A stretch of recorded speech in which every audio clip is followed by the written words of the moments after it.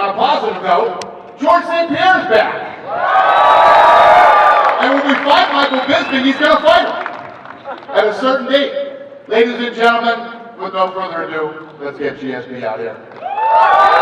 George, obviously welcome back. For 3 years, you've been answering questions about coming back and, did you want to fight again and all those things. Why was now the right time, and how much of it had to do with, your thoughts of Michael Bisping and how maybe you match up with him? It was a lot more complicated than that. The landscape in mixed martial art changed all the time. And we had ups and downs in discussion. It's been a long time, a long process. I want to say thanks to the UFC, thanks to my management team to make that possible. And at one point after UFC 206 Toronto, I kind of lost hope, and then it bounced back and they announced me the great news. So I'm very happy to be here. We saw on social media that you got a chance to step into the octagon backstage and kind of feel it out a little bit. What was that feeling like for you back then?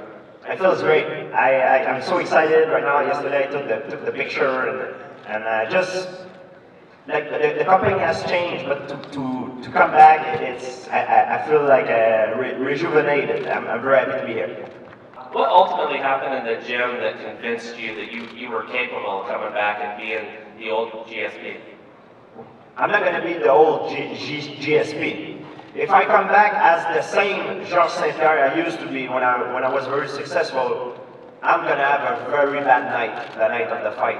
If I come back, it's because I am. My trainer and my training partner are all convinced that I'm a better version than I was when I used to compete. I believe right now I reached the perfect peak of athleticism, knowledge, and wisdom as a fighter, and I'm going to prove it to everyone.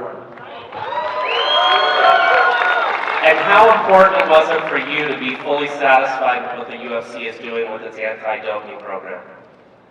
Well, nothing is ever perfect, but it's much better, and it's much better than most of the sport, of course, in professional sport. But the problem is why I was so insistent on that is we don't play games, we fight. A win or a loss sometimes has an effect on people's livings, and even sometimes they don't come back the same as they were. So it's very important. This is a very important matter that we needed to take seriously. I'm glad the UFC took the initiative to get USADA to do the job. Thank you, George. George, is there something about going to 185 right now that interested you that maybe wasn't possible for you 3 years ago? Because we used to talk before you left about possibly coming up to fight Anderson Silva. Is there something about the comeback, maybe getting a little older, the way your body's functioning, that makes you, better for 185 now than previously?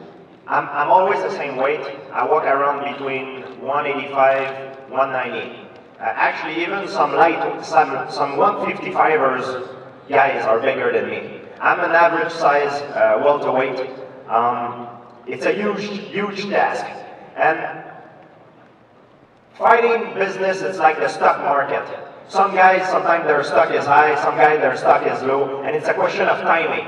When I used to fight as a welterweight, I had a crazy lineup waiting for me. And I had injuries. I blew up my ACL back then, and they were waiting for me.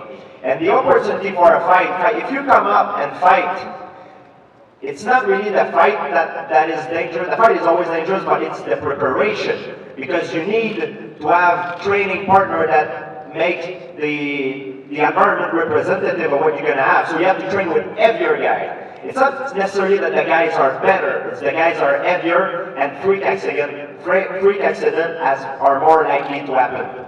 Right now, I don't hold the belt. Nobody's waiting for me. I can do whatever I want. It was a perfect timing. I wanted to make a big boom in my comeback, and like I said, it's like the stock market. Right now, the guy who has the highest stock, right now it's Michael Bisping, and it was a perfect timing for me to do it.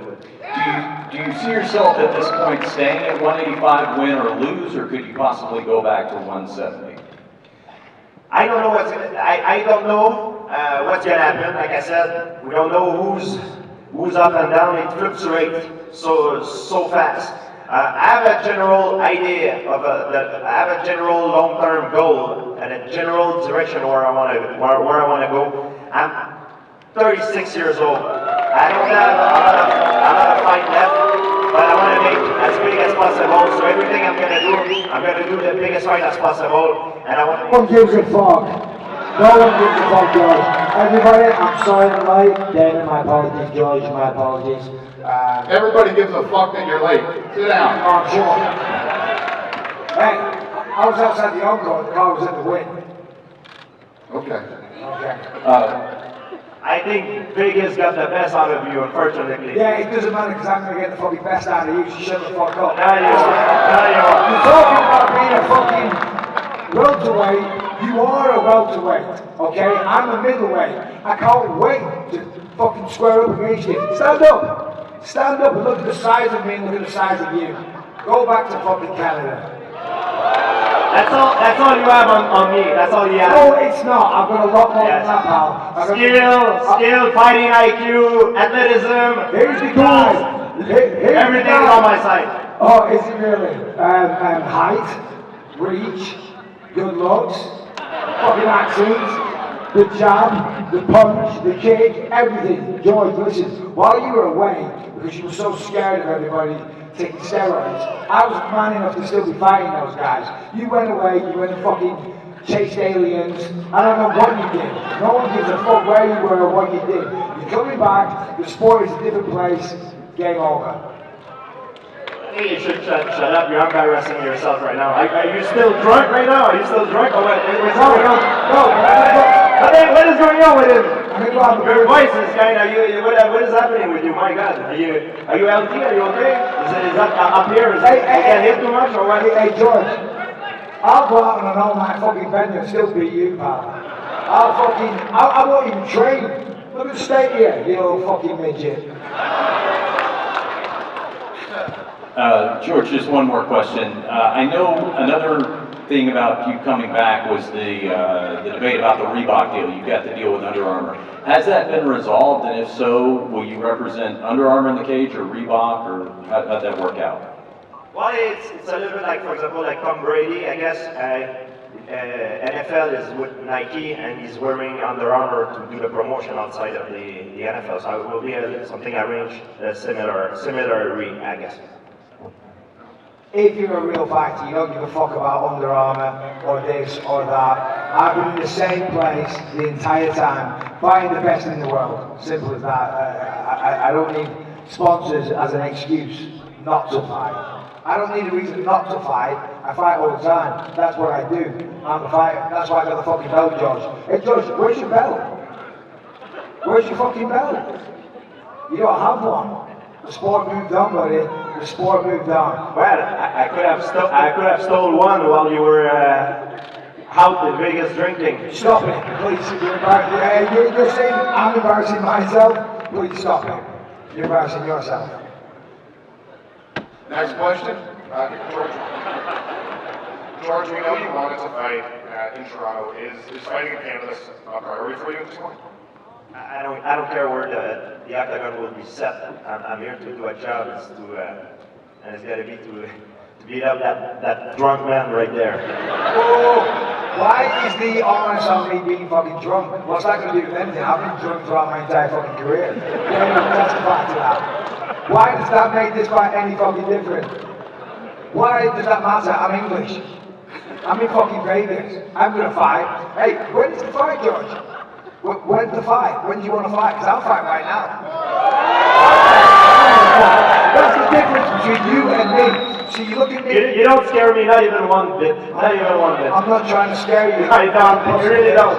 I'm not trying to scare you, but here's the fact. I'm a real fighter. I'm a real fighter. You're an athlete, and good for you. You're a very, very good athlete. You're an athlete, I'm a fighter. Fact. Next question. Oh, you're done with that pussy, you'll get it next. Yeah, question with George. Obviously, you were previously fighting at welterweight 170. What kind of changes in your training are you going to make to get up to 185?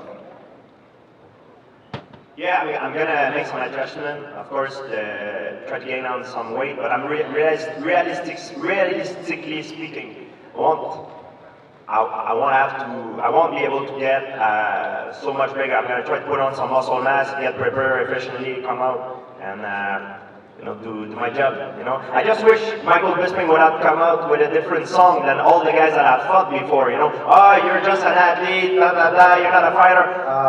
My journey in mixed martial art is more than legit. I've been at incredible obstacle. You know, I've fought guys. I had to come back. Carlos Condit and everybody. I fought Hendricks. Everybody. BJ Penn won. I came back and I fought and I showed true heart. And that's why I'm here today. I'm not an easy target, and my journey is honorable. So you're talking about beating BJ Penn, a featherweight.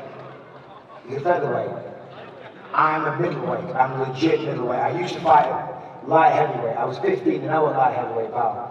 So, you know, I mean, you are a very, very good fighter, Judge. I respect you very, very much. But at the end of the day, there's a reason why they have weight classes. It's as simple as that. And I respect you coming back, but I know why you picked me. You think I'm an easy fight. Just like Anderson did. Just like Luke Rockhold did when I knocked him out in the first round. Just like everybody does. Yeah, fucking Luke Rockhold. Just like everybody does. And time again, I proved them wrong. So this is the guy, the greatest of all time. Didn't want to face Anderson. Didn't want to face Anderson when he was the man. But he comes out of retirement to face me. Yeah, real good fighter. See you outside again. Mike, the fight's been announced for a few days now. What's kind of the reaction been like from people talking to you, giving you some kind of feedback on it? Everybody's excited about the fight. I mean, myself, I'm very, very excited. You know, George is, you know, listen, I respect George. I respect what he's done inside the UFC. Of course I do. You know, and he's a fantastic martial artist. He's an incredible athlete. I think this is going to get a lot of interest, of course. I mean, George was always a big star in the UFC, so of course I wanted to fight the guy. Yeah, everybody's excited. It's an easy payday. It's got the bullshit. It's a fucking easy payday. So thank you very much, George. Yeah, just one last one, Michael. You know, a lot of people are saying that the legitimate #1 contender is Yoel Romero. So, if you're Yoel Romero right now, what do you do? Do you take another fight to really get you to? If he's so good, then just keep beating people. Because I tell you what, George doesn't have a style to hurt me. I just sent a text message to Dana right now. I said, George will not hurt me. In 6 weeks after this fight, I'll fight Yoel Romero. Right, Dana? Correct. So, go on. Sit on the fucking stool. Do whatever you want to do. Shit your pants, whatever it may be. I'll be here.